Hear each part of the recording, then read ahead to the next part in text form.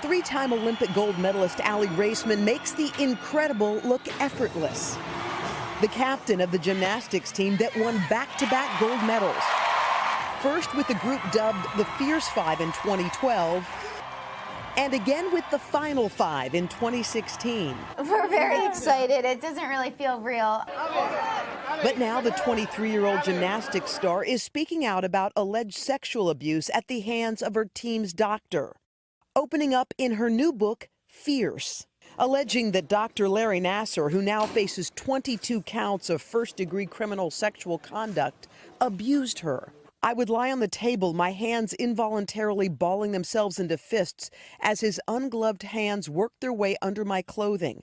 Treatment sessions with him always made me feel tense and uncomfortable. The two-time Olympian says she dreaded being worked on by Nassar, becoming the second member of the Fierce Five to speak out against Nassar. Last month, Michaela Maroney broke her silence as part of the Me Too movement, saying Nassar began abusing her at age 13. Nassar has previously denied accusations against him and has pleaded not guilty to the assault charges. His attorney did not comment because of a gag order in the criminal trial. USA Gymnastics says they are sorry any athlete was harmed by Nassar, noting the first time they became aware that a gymnast expressed concerns about the doctor was in 2015. An investigator interviewed the young woman and other gymnasts, including Raisman.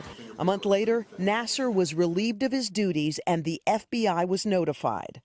In a statement, the organization says USA Gymnastics regrets if Aly felt any constraints in sharing her full experiences with the independent investigator or at any time, as the USA Gymnastics did seek Aly's input in this matter. Aly's passion and concern for athlete safety is shared by USA Gymnastics. Our athletes are our priority. And Aly Raisman joins us now. Aly, good morning to you. Good morning. You are doing a very brave thing. Did you have thoughts about not including that portion of your life in this book? Did you think, you know what, maybe I'll just put that off to the side, deal with it later? From the moment that I realized that it happened to me, I wanted to talk about it. And then when I found out I was going to be writing a book, I felt like I wanted to include the best moments of my life, but also the worst moments of my life, because they both make us into who we are. Although the hardest parts are really difficult to talk about, even right now, it's uncomfortable and it's hard for me to talk about, but it's made me into a stronger person. And if you're going to write a book, you have to include everything, in my opinion. Well, it's very gray and it's confusing for you as a young girl. You were just 15 years old. You're in a foreign country. Your parents weren't with you. This was a Dr. Nassar, who they said was a good guy. He was going to take good care of you. So you just kind of trusted. Yeah, I always thought he was weird, but I just thought he was weird. And I want people to know that I really didn't know it was happening to me. He was a doctor and he told me that his treatment would help heal all of my injuries. And I was so young, I had never really worked with another doctor or trainer before, and everyone said he was the best. He would give me these gifts, so I really thought he was my friend, and he always seemed like he had my back. He was such a master manipulator, and I think that's what's important for people to understand, is that these monsters are so good at manipulating you, so you're so brainwashed to think. I thought he was so nice. You call him a monster. You think that of him? I do. I think he's a monster, and I think it is so disturbing to me what he did to me and so many other people. This is so much bigger than just me. I mean, it's such a horrific thing to happen, and I stand here with all the other survivors that have been abused by Larry, and other people that have been abused by anyone. But it's disgusting. Coming forward is not easy, and you say in your book here, there seem to be so many reasons not to speak up. I ticked them off in my mind. First of all, what if I was wrong? Maybe what he did was legitimate, just like he said all along. Maybe people wouldn't believe me or would think I was exaggerating or being dramatic, or they'd hate me. Maybe they would think I was doing it for attention. And then there was Larry's family to think of. What if I ruined their lives? That decision to finally say enough. Like, what was that catalyst?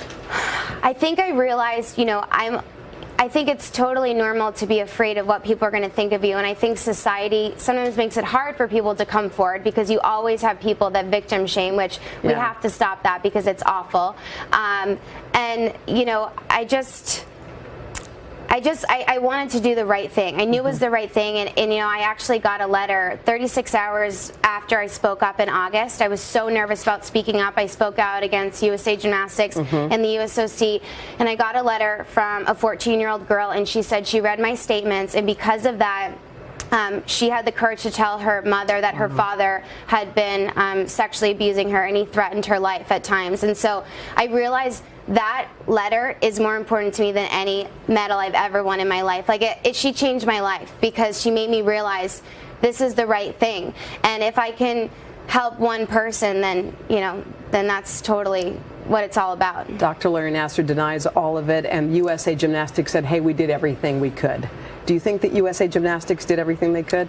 I do not, and I still think that they're not doing everything they can. You know, they keep releasing pretty much the same similar statement that they welcome to work with me, but what people don't realize is after the private investigator came to see me in 2015, I made it clear that he was touching me, making me uncomfortable, but I was making excuses for him, which I realized later that's often what people do when they're manipulated. And so I kept reaching out saying I wanted to meet with her again, because after I had time to process it, I realized this is really bad. And I was basically told, you know, just to kind of keep it quiet and that they were handling it. And so they didn't let me help. I want to help. I want to do more. The 60-minute interview tonight, this is just the beginning. I'm just getting started, and I'm not going to stop until I get what I want, which is change. I can tell that. And by the way, Aly, congrats on this, and congrats on this book.